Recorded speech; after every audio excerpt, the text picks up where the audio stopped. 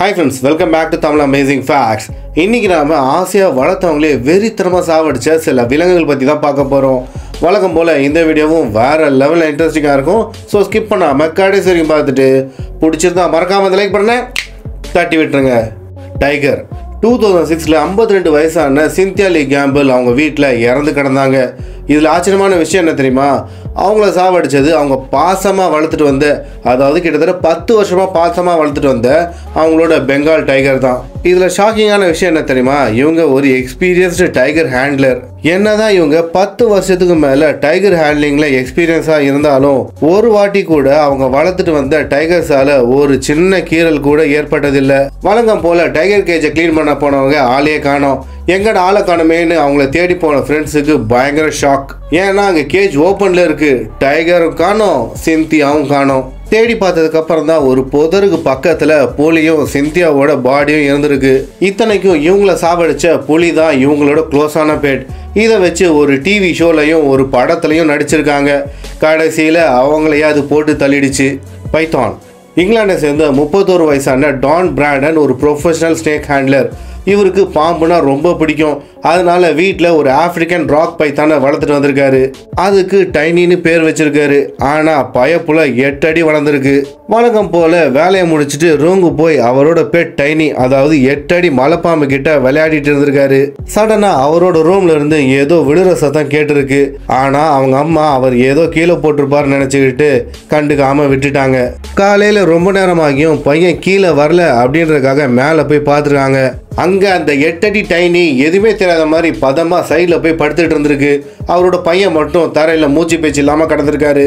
உடனே ஆம்புலன்ஸை வர வச்சு ஹாஸ்பிட்டல் போய் பார்த்தா அவரை நைட்டே ஏதோ ஒன்று கழுத்தை பயங்கரமா நெருக்கி சாகடிச்சிருச்சுன்னு டாக்டர் சொல்ல, அவங்க அம்மாவுக்கு அப்பதான் நேற்று ராத்திரி கேட்ட சத்தத்தோட அர்த்தம் புரிஞ்சிருக்கு.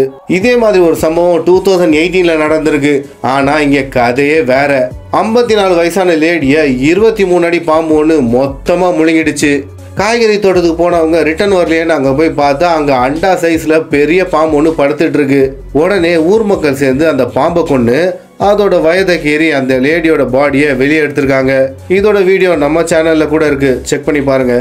ஹிப்போ சவுத் ஆப்பிரிக்காவை சேர்ந்த மேரியஸ் ஹெல்ஸ் ஆர்மியில் மேஜராக இருந்தவர். இவருக்கு சின்ன வயசுலேருந்தே நீர் யானை மேலே ரொம்பவே கிரேஸ். அதனால 5 மாத நீர் யானை குட்டியை வீட்டுக்கு எடுத்துகிட்டு வந்து வளர்க்க ஆரம்பிச்சிட்டாரு. இது பெருசான உடனே இதுக்குன்னு 400 ஏக்கரில் ஒரு பெரிய ஃபார்மை வாங்கி இதை வளர்க்க ஆரம்பிச்சிட்டாரு.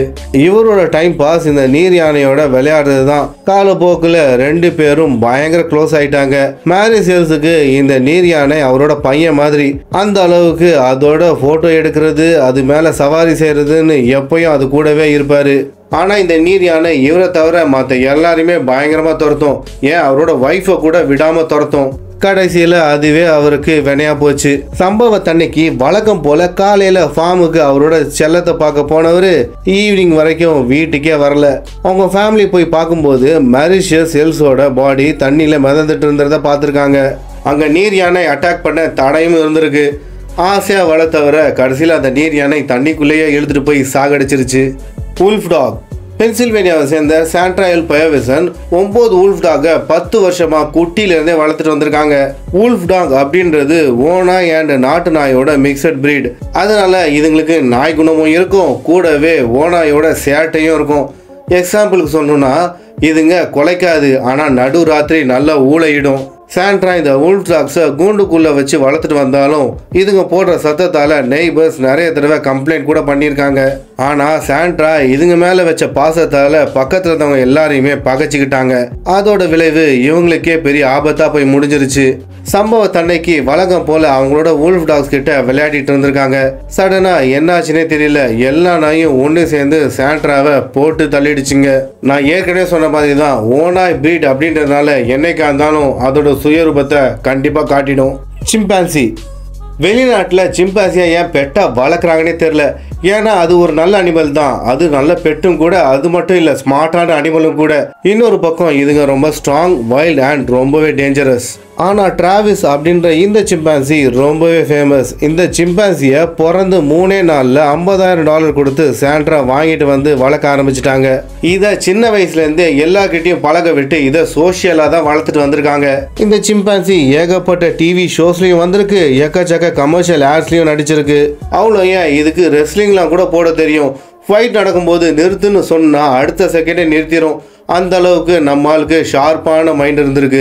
சம்பவம் நடந்த அன்னைக்கு டிராவிஸ் சாண்ட்ராவோட கார் கீயை எடுத்துட்டு வெளியே போகணும்னு அடம் பிடிச்சிருக்கு. சாண்ட்ரா அவங்க ஃப்ரெண்ட் சார்லஸ் நேஷ் கிட்ட டிராவிஸை உள்ள கூட்டிட்டு வர சொல்லி ஹெல்ப் கேட்டிருக்காங்க.